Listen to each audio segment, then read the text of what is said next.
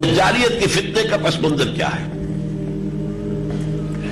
قرآن حکیم کا مطالعہ کیا جائے اور یا پھر خاص طور پر سورہ کہف کا، کیونکہ پورے قرآن مجید کے اندر سورہ کہف کا خاص ایک اس کی مناسبت ہے اور وہ بچاؤ کا ذریعہ بنتی ہے فتنہ دجال سے، تو اس پر تدبر کی بہت ضرورت ہے۔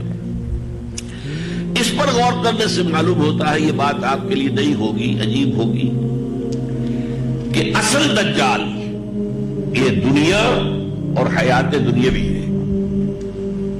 یہ ہے اصل دجال۔ کیوں؟ یہ انسان کو اللہ اور اس کی آخرت سے غافل کر دیتی ہے، اپنے اندر گم کر لیتی ہے۔ کافر کی یہ پہچان کہ آفاق میں گم ہے، یہ گم شدگی کی حالت جو ہے، یہ دنیا جو ہے اپنی محبت میں گرفتار کر کے انسان کو اللہ سے محجوب کر دیتی ہے، یہاں تک کہ دنیا ہی اس کا محبوب، مطلوب اور مقصود جو اصل میں اللہ کو ہونا چاہیے۔ لا محبوب الا اللہ، لا مطلوب الا اللہ، لا مقصود الا اللہ، اس کی بجائے دنیا ہی مطلوب و مقصود و محبوب بن کر گویا کے معبود بن جاتی ہے۔ یہ ہے اصل معاملہ۔ اس دنیا کی رونقیں، اس کی چہل پہل، اس کے تعیشات، اس کی آسائشیں، اس کی چمک دمک، اس کی شان اور شوکت، اور ظاہر بات ہے کہ جتنا اس دنیا کے حسن میں اضافہ ہوتا ہے اتنی ہی اس کے اندر دجالیت جو ہے شدید ہو جاتی ہے، کشش زیادہ ہو جاتی ہے۔ جیسا کہ ہم میں سے کوئی شخص پہلی مرتبہ امریکہ جائے تو بھوچکا ہو جاتا ہے دیکھ کر، یہ دنیا، اور آپ کو معلوم ہے جس طریقے سے وہ بھوچکا ہو جاتا ہے اسے محسوس ہوتا ہے کہ اصل شے تو یہی ہے، ہم کس چکر میں پڑے ہوئے ہیں۔ یہ ہے وہ اصل جو کہ اس کا فتنہ ہے۔ اب آئیے سورہ کہف میں ایک عجیب نقشہ سامنے آتا ہے، اگر آپ نے اس پر کبھی غور کیا ہو۔ اس کے پہلے رکوع میں بھی جس کے بارے میں فرمایا وہ دجالی فتنے سے بچانے میں خاص تاثیر ہے۔ ایک آیت ہے ایک ستون کے مانند، آخری رکوع میں بھی اس کا جو نتیجہ ہے وہ ہے ایک ستون کے مانند۔ پہلے رکوع کی آیتیں میں نے آپ کو سنائی ہے، انا جعلنا ما علی الارض زینۃ لہا، یہ زینت کے لفظ کو نوٹ کیجئے۔ ہم نے جو کچھ زمین پر ہے اسے اس کی آرائش بنا دیا ہے، زینت بنا دیا ہے، زیبائش بنا دیا ہے۔ انا جعلنا ما علی الارض زینۃ لہا لنبلوہم ایہم احسن عملا، تاکہ ہم انہیں آزمائیں کہ ان میں سے کون ہے اچھے عمل کرنے والے۔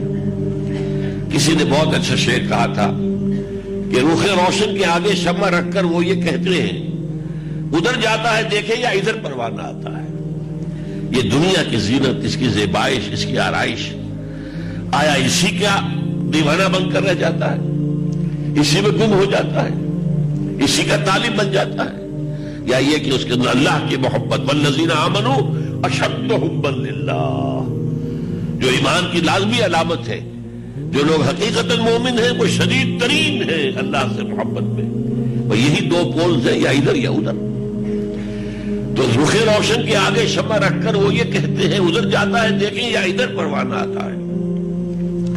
اب یہ جو ہے اس کا جو نتیجہ نکلتا ہے وہ ہے سورہ کہف کے آخری رکوع میں، قُلْ هَلْ نُنَبِّئُكُم بِالْأَخْسَرِينَ أَعْمَالًا، اے نبی ان سے کہیے کیا ہم تمہیں بتائیں کہ اپنے اعمال میں سب سے زیادہ خسارے میں رہنے والے کون ہیں؟ بھاگ دوڑ تو سب کر رہے ہیں صبح سے شام تک، دن رات، کون اپنی سی کوشش نہیں کر رہا ہے، لیکن یہ کہ ان میں کون خسارے میں ہے، کون گھاٹے میں ہے، کون نفع میں ہے، کون کامیاب ہے، اور خسارے میں اکثر سب سے بڑھ کر خسارے میں۔ قُلْ هَلْ نُنَبِّئُكُم بِالْأَخْسَرِينَ أَعْمَالًا الَّذِينَ ضَلَّ سَعْيُهُمْ فِي الْحَيَاةِ الدُّنْيَا، وہ لوگ جن کی سعی، جن کی محنت، جن کی بھاگ دوڑ، جن کی جد و جہد دنیا کی زندگی میں گم ہو کر گم ہو جانا۔ الَّذِينَ ضَلَّ سَعْيُهُمْ فِي الْحَيَاةِ الدُّنْيَا وَهُمْ يَحْسَبُونَ أَنَّهُمْ يُحْسِنُونَ صُنْعًا، اور وہ یہ گمان کر رہا تھا ہم تو بہت اچھا کام کر رہے ہیں، دیکھو ہمارا کاروبار کہاں سے کہاں پہنچ گیا.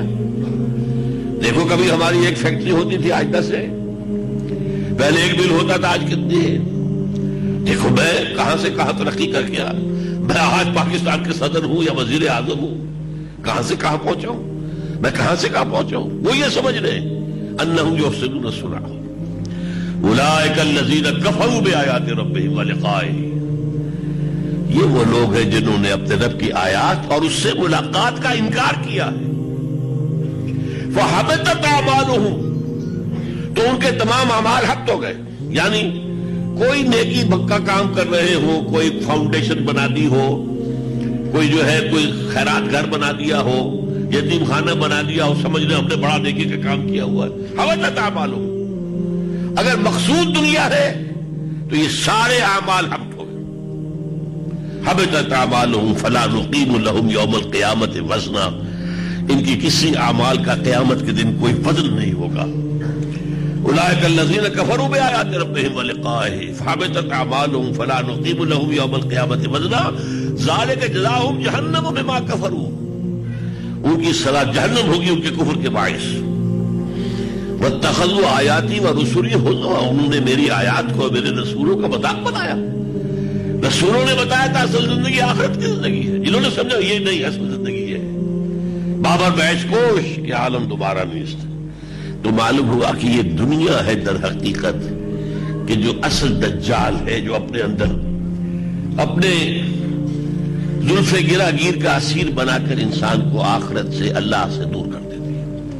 اب یہ تو ہو گیا سورہ کہف کا پہلا رکوع. آخر درمیان میں دیکھیے کس قدر خوبصورت آیات آئی ہوں. حضور سے خطاب کر کے بڑی عجیب بات کہی گئی ہے. جو فقراء صحابہ تھے یا وہاں کے طبقات کے اندر بیچارے گرے پڑے لوگ تھے، حضور صلی اللہ علیہ وسلم بعض مسلمانوں اور دین کی مصلحت کے تحت ان کی بجائے کچھ جو حیثیت والے لوگ ہوتے تھے، جو سردار ہیں اپنے قبائل کے، ان کی طرف توجہ دیتے تھے. یہ ایمان لے آئے تو ظاہر بات ہے کہ ان مسلمانوں کے لیے بھی آسانی ہو جائے گی جو فقراء ہیں جنہیں ستایا جا رہا ہے. لیکن اللہ تعالیٰ نے اس پر روک دیا. چنانچہ فرمایا گیا ہے وَاصْبِرْ نَفْسَكَ مَعَ الَّذِينَ يَدْعُونَ رَبَّهُم بِالْغَدَاةِ وَالْعَشِيِّ يُرِيدُونَ وَجْهَهُ وَلَا تَعْدُ عَيْنَاكَ عَنْهُمْ تُرِيدُ زِينَةَ الْحَيَاةِ الدُّنْيَا. اے نبی اپنے آپ کو روک کر تھام کر رکھیے.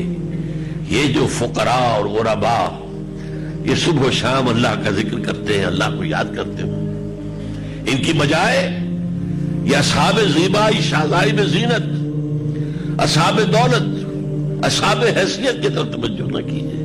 وَلَا تَعْدُ عَيْنَاكَ عَنْهُمْ تُرِيدُ زِينَةَ الْحَيَاةِ الدُّنْيَا. اور ایک آگے چل کر فرمایا، یہ 8واں رکوع 7واں رکوع ہے، الْمَالُ وَالْبَنُونَ زِينَةُ الْحَيَاةِ الدُّنْيَا. یہ جو مال ہے، اولاد، یہ دنیا کی زندگی کی زینت ہے. لفظ زینت جو ہے اس سورہ کہف کا مرکزی لفظ ہے، اور وہ یہی ہے، یہ دنیا کی زینت و زیبائش اور آرائش یہ ہے جو انسان کو اپنے اندر متوجہ کر کے گم کر لیتی ہے. اس کے علاوہ میں چند آیات آپ کو سنا رہا ہوں جلدی میں. کتنی مرتبہ قرآن میں آیا وَمَا الْحَيَاةُ الدُّنْيَا إِلَّا مَتَاعُ الْغُرُورِ. یہ دنیا کی زندگی سوائے دھوکے کے سامان کے، سوائے دھوکے کی ٹٹی کے کچھ نہیں ہے. وَمَا الْحَيَاةُ الدُّنْيَا إِلَّا اللَّهْوُ وَاللَّعِبُ. یہ کھیل کود کے سوا کچھ نہیں ہے. فَلَا تَغُرَّنَّكُمُ الْحَيَاةُ الدُّنْيَا وَلَا يَغُرَّنَّكُم بِاللَّهِ الْغُرُورُ. دیکھنا تمہیں یہ دنیا کی زندگی دھوکے میں نہ ڈال دے، دھوکے میں نہ ڈال دے. منافقوں سے کہا گیا وَغَرَّتْكُمُ الْأَمَانِيُّ حَتَّىٰ جَاءَ أَمْرُ اللَّهِ. تمہیں دھوکے میں ڈالے رکھا دنیاوی خواہشات نے. فرمایا گیا زُيِّنَ لِلنَّاسِ مِنَ الشَّهَوَاتِ حُبٌّ مِنَ الشَّهَوَاتِ زُيِّنَ لِلنَّاسِ حُبٌّ مِنَ الشَّهَوَاتِ حُبُّ الشَّهَوَاتِ مِنَ النِّسَاءِ وَالْبَنِينَ وَالْقَنَاطِيرِ الْمُقَنطَرَةِ. مزین کر دی گئی ہے یہ دنیا. مردوں کے لیے عورتوں کی محبت، اولاد کی محبت اور مال و دولت کی محبت. اور ایک اور بات، جب بارش ہوتی ہے زمین میں سے سبزہ ابھرتا ہے تو لفظ استعمال کرتا ہے حتیٰ اذا اخذت الارض زخرفها وزینت، مزین ہو جاتی ہے. اور ایک بات وہ کہ جو شیطان نے کہی تھی قال رب بما اغویتنی لأزینن لہم فی الارض، سورہ ہجر کی آیت ہے۔ اس نے کہا اللہ تو نے جو مجھے گمراہ کیا ہے اس آدم کے معاملے میں اور برآمدہ درگاہ کر دیا ہے، میں اس کی اولاد کے لیے زمین کو مزین کر دوں گا، خوشنما بنا دوں گا، دلکش بنا دوں گا، اس کو یہ کھینچ کر دے گی اپنے تمام لوگوں کو اور اپنا غلام بنا لے گی۔ یہ ہے در حقیقت پچھلی 3 صدیوں سے یہ دنیا کا فتنہ بڑی تیزی کے ساتھ بڑھ رہا ہے۔ سائنس کا عروج، فزیکل سائنسز کا عروج، فطرت کی خابیدہ قوتوں کا انسان نے اس کا اکتشاف، پھر کنٹرول، اس مادے کے اوپر جو غلبہ حاصل ہوا ہے، جو نئی نئی ایجادات ہیں، جو آسائشوں کا سامان ہے، جو سہولتیں ہیں، ان سب نے دنیا کی زندگی کو زیادہ سے زیادہ حسین بنا دیا، اور یہی فتنہ بڑھتے بڑھتے جو ہے آج اپنی انتہا کو پہنچا جاتا ہے۔